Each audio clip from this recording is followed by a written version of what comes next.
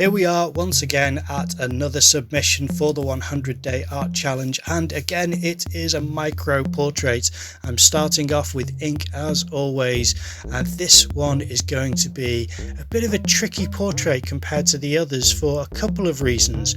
One is that the face is somewhat obscured, partly because of the glasses that the subject is wearing, and partly because of the scale. Because it's so small, it's hard to get detail. When I last did a small portrait, the face was bigger in the frame, whereas this one is smaller, so there's going to be less detail on the face, but also in part it's going to be more obscured because of the light on the face, which I think all of these aren't detracting from the portrait, they are making it interesting. And as you can see from this moustache and goatee combo, this is quite an interesting look this person has. This chap is called Aaron Ra.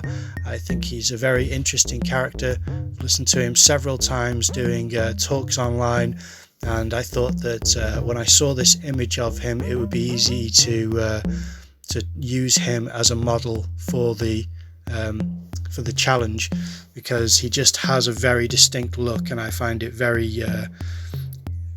kind of different from all of the other things that I've normally tried to depict in my portrait. So I thought this would be a good submission to try out.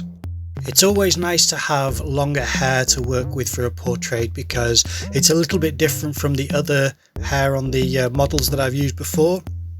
It just shows different ways of tackling how to render hair with your medium. People sometimes ask me about that. How do you do hair? How do you make it look realistic? And there are lots of different ways. Starting off straight away with a fairly dark brown, and like I said before, it obscures the face. The shadow is in the front of the face, and this is an outdoor photograph that I've taken a screenshot of, so the lighting is natural and yet it's backlit, so that's why again it's somewhat obscured the model, but I think in quite a nice way.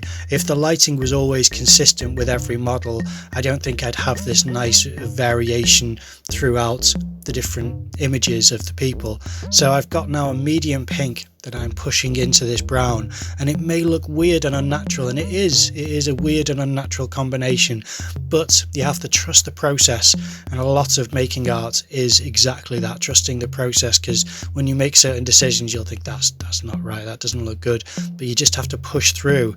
And what helps this is the blending between the different colours. So I've tried there a lighter pink, but nothing happened, and if that's the case then you just have to go lighter again. So I'm pretty sure what I'll get out here is a white, because what I need to do is get something which is light enough to show the contrast between the light around the edges. Oh no, I've just got a very light peachy colour, and that's going to help a little bit more to blend in with that medium pink that I've used and push into the brown to show that the light is coming from the outside of the face and the shadow is in the center. Now I've got the white to touch on the very strongest highlights on the edges of the face, and it just all builds up and contributes into making something which has an environmental influence on the surfaces of the face, and that's what I'm trying to capture and describe with the oil pastels. But I need to reapply the shadow in the center of the face as well, because I've lost that with the blending that I did a moment ago, so that will have to go back in at some point. Now, like I've mentioned before, sadly, because these small portraits are so small, my hand covers a lot of what I'm doing, but you can see there from just seeing around my hand, I'm using the edge of a black to colour in his sunglasses, and that's going to be quite a strong feature for Aaron Ra. He wears sunglasses outdoors, he's got dark hair, a dark moustache, a dark t-shirt, so it's all quite dark, but there are ways of rendering it so that it all doesn't become flat and just disappear. But instead I'm trying to get the darkest parts of his hair and colour in where the shadow will collect, which will be on the inside. It just makes sense, doesn't it, is that where the light won't hit will be the inside. Now, because his t-shirt is black, I can colour that in black, but I will use another colour afterwards so that it isn't just flat. A lot of the time when I put down a colour for either clothing or skin or hair, whatever it is, I will lay down a colour just as strong as possible, and then I will go over the top with something else to try to make it have more texture and more indication of where the light's coming from, and it just helps the image along, because otherwise it just doesn't have any dynamic quality to it. It doesn't look like it's clothing or a human being at all. It just looks like a vacuous space of blackness, which doesn't really describe as much as what ideally you will. So because I've put black down the inside edge of his hair going along his face, now started adding brown to the lower parts again where the shadow would form, and I'm trying to build up the different layers of colours. So I was using there a kind of dark yellow, almost a brown, and then bringing out the grey as well. There are lots of different tones that happen even when someone's hair is dark if the light is shining on it, because it just changes the way that the hair is illuminated. So that's what I'm trying to convey in the picture, is not that the hair is black so it should be coloured in black, but that the hair is influenced by the light that's shining off it, and that will all make it a lot more interesting. Now I'm using the grey there on the t-shirt to show a design on the shirt, and as I said earlier, that adds a lot more to the clothing than to just leave it flat. But now going back into the face and doing little touches, it looks like with the black again, and it's a little bit of guesswork to this commentary because, as I said, you can't really see clearly what I'm doing because of how small this picture is. And yes, it is. It's actually using the brown to reapply the shadow around the face. And now that I've got these different tones which make up the texture of the skin, I think the shadow sits on that in quite an interesting way, because if he is backlit, then the sides of the face will have somewhat reflected light, but the centre of the face will have shadow collected on the forehead and the usual places where light forms or light shines off, and reflects. So using bits of a deep yellow, bits of a medium brown and a dark brown, and it's this combination which all contributes to making it a lot more of an interesting colour than if you just lay down one. And it's the same with painting. You don't want to really do anything straight from the tube unless it's a high concept image that you're creating.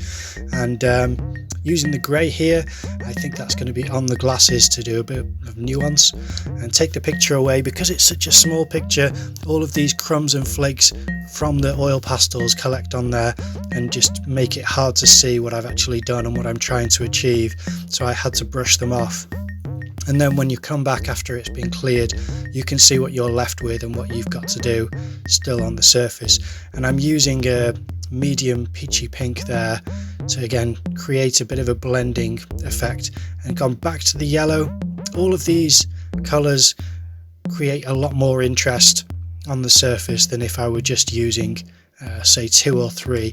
I say that, I've mentioned this before in another video, but I did use 2 or 3 colours for a portrait recently. In fact, it was just 2 colours for the skin and the hair, one on the skin and one on the hair, and it did quite a nice description.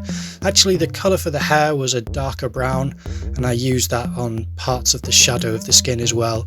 So a combination of the two was quite dynamic, but that was about shape design, whereas this is back to that blending, tonal, textural approach, where the important thing for me is to try and show the representation of the skin as it's observed when it is in different lighting conditions, and is what makes this a very interesting portrait to me. Now granted, you may not see his hair and think that's black hair, but from what I remember, Aaron Ra has black hair, but in the photograph, because of the lighting conditions, the light just shines through the hair and it makes it grey and brown, and it has bits of black, but it doesn't stay black because of how bright the light is behind him. So that's why the hair doesn't look black on the portrait, but it was just trying to honour the truth of what I was seeing.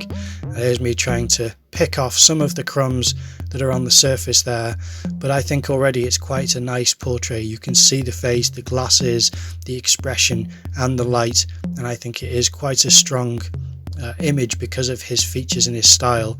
I really do appreciate things like that for the unique quality of the character. It really adds to this community that I'm building up with these drawings. And using a brown there's always a couple of touches here and there when you reflect on what is left out in a portrait to see if you can build on some of the different features that you've tried to capture and just try to get the sharpest edge as possible. And you can see there, I think that's quite nice for such a small portrait. You can see the light on his nose, on the side of his head, shining through his hair, the design on his t-shirt and his glasses.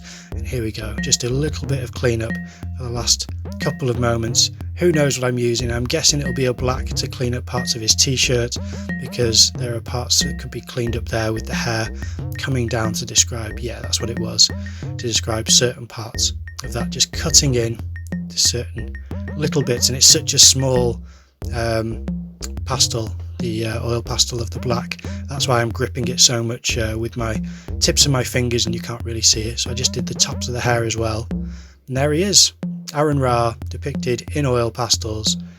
I enjoy it. Thanks for watching the video. I will see you again tomorrow.